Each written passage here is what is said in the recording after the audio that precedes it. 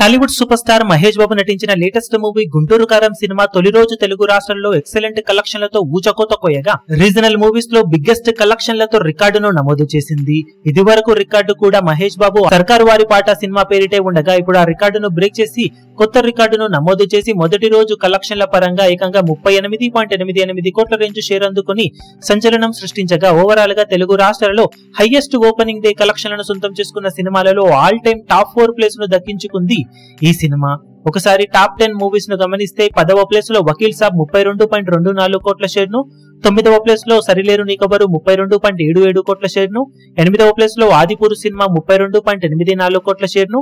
7వ ప్లేస్ లో సర్కారు వారి పాట 36.01 కోట్ల షేర్ ను, 6వ ప్లేస్ లో సాహో సినిమా 36.52 కోట్ల షేర్ ను, 5వ ప్లేస్ లో సైరా నరసింహారెడ్డి 38.75 కోట్ల షేర్ ను,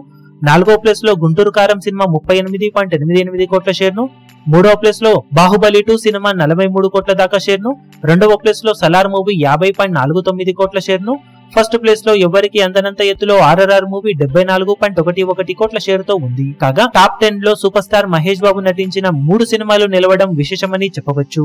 రీజనల్ మూవీస్ తోనే బాక్సాఫీస్ దగ్గర back to back ultimate openings ని సొంతం చేసుకుంటున్న మహేష్ బాబు ఈ సినిమాతో లాంగ్ రన్ లో ఇప్పుడు ఎలాంటి కలెక్షన్లను సొంతం చేసుకుంటాడు అన్నది ఇప్పుడు ఆసక్తికరంగా మారింది.